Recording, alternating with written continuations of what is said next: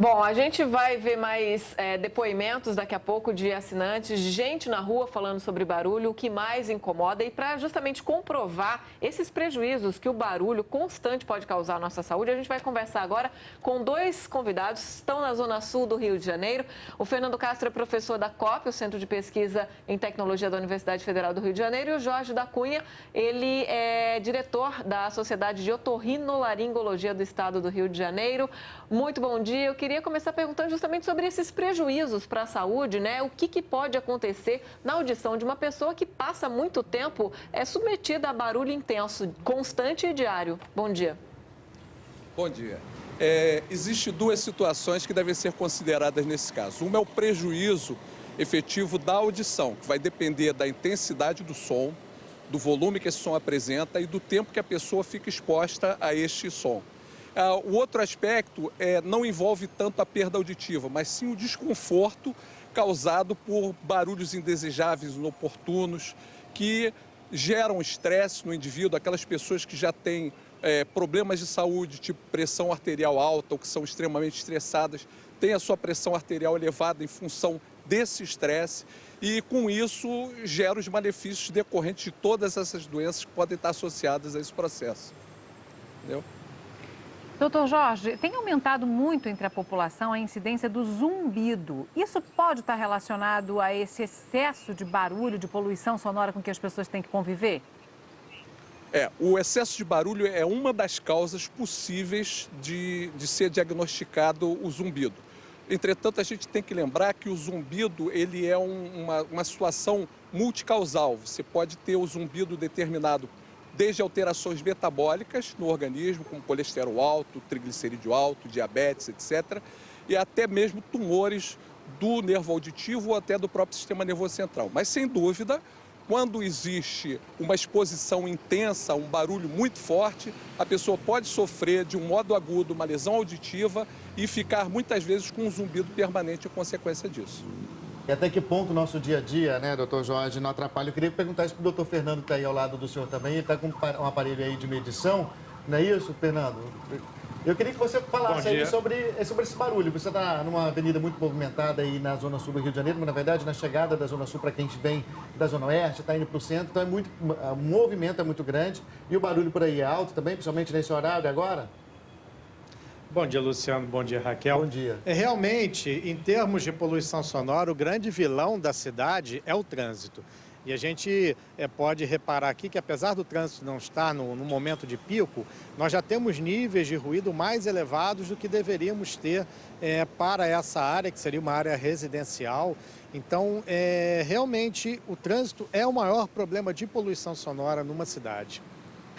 Fernando, justamente sobre esse barulho aí constante, aí, né? Nessa via de grande movimento, a gente está vendo ali atrás que tem um prédio, né? Quer dizer, que tipo de prejuízo esses moradores, tem um prédio aí, tem um prédio mais para trás também, bem próximo aí, esses moradores devem ter um prejuízo bastante grande, né? O que é aceitável para as pessoas conviverem?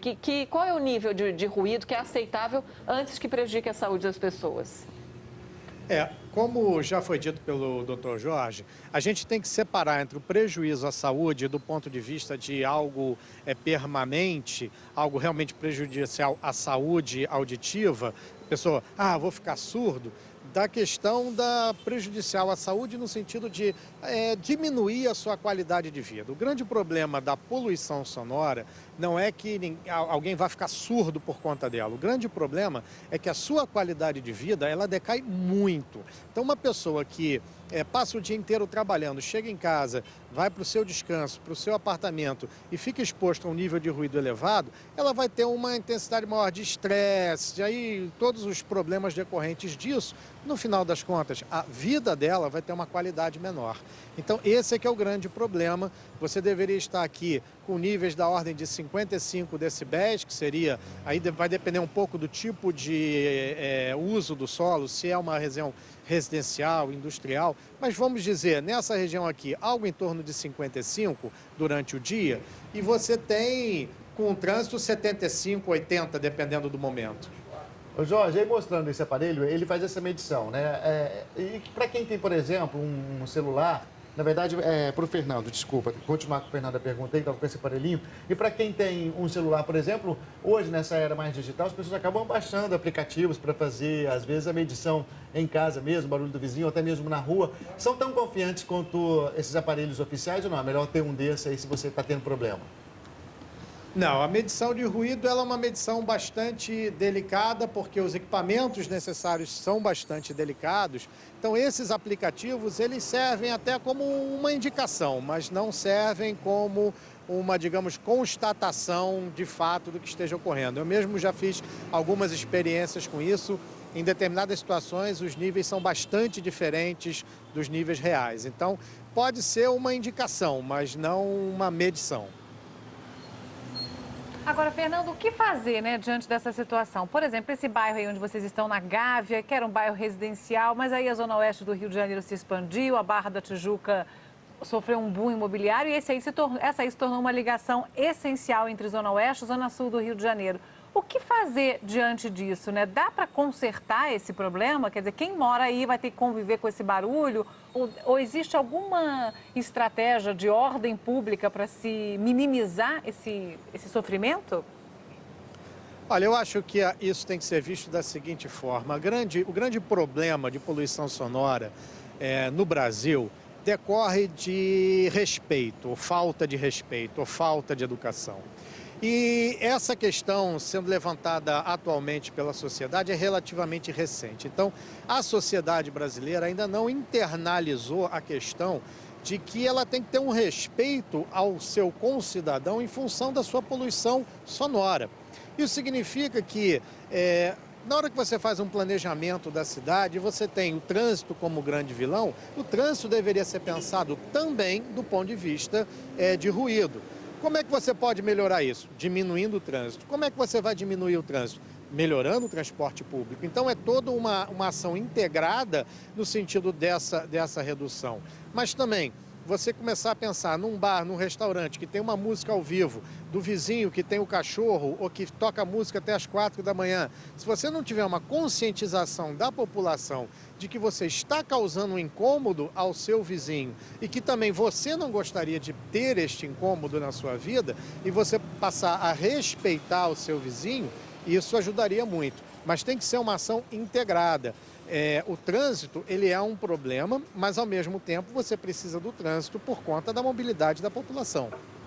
Fernando, eu queria fazer uma pergunta para o doutor Jorge agora. Doutor Jorge, a gente vendo esse número alto aí, né, de os decibéis acima do que seria o aceitável, as pessoas, por conta desse barulho mais alto no ambiente externo, também muitas vezes aumentam o volume do rádio dentro do carro ou andam com fones de ouvido para ouvir música pelas ruas ou nos ônibus, num volume também maior para que possa ouvir a música e não ouvir o barulho de fora. Quer dizer, é um ciclo que vai crescendo, quer dizer, a pessoa precisa ouvir uma música cada vez mais alta para abafar o barulho de fora e as pessoas falam mais alto também para serem ouvidas, quer dizer, prejuízo para a voz também. Eu queria que você falasse sobre essa questão como um todo, né, em relação ao barulho interferindo na saúde.